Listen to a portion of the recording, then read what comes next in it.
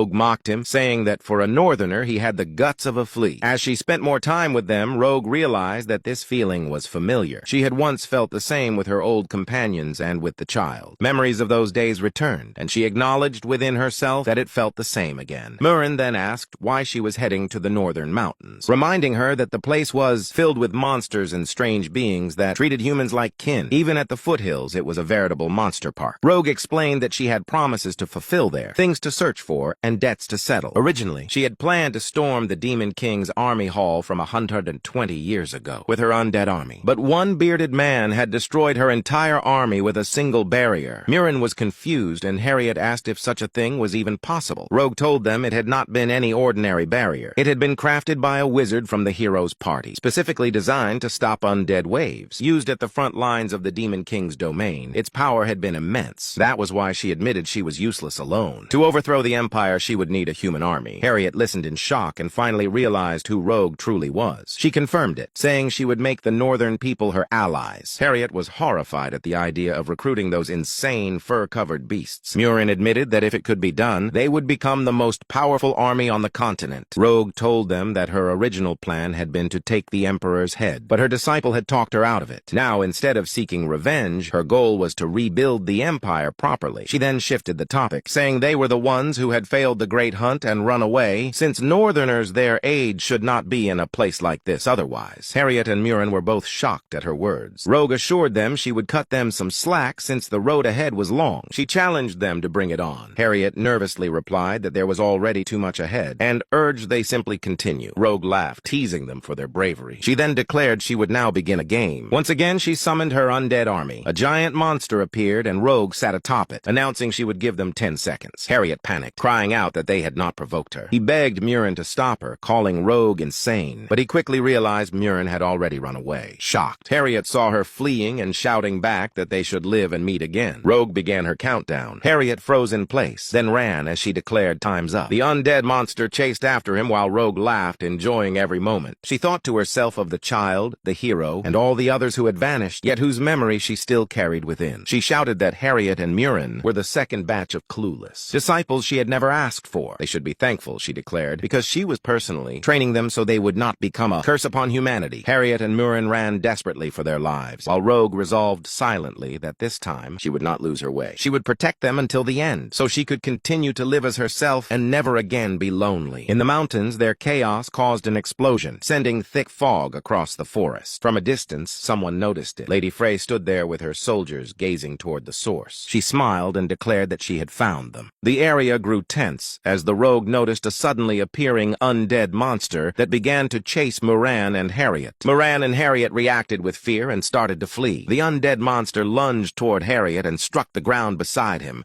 causing Harriet great terror. Harriet panicked and shouted to the Rogue to stop, warning that the strike could have killed them. Harriet repeatedly urged the Rogue to halt the escalation, and he fled the scene while scanning the area. Someone appeared running toward the undead monster, drawing attention from all of them. The newcomer proved to be the Night Lady Frey, who moved forward with visible excitement. Frey leapt onto the monster and directed her attention straight at the Rogue.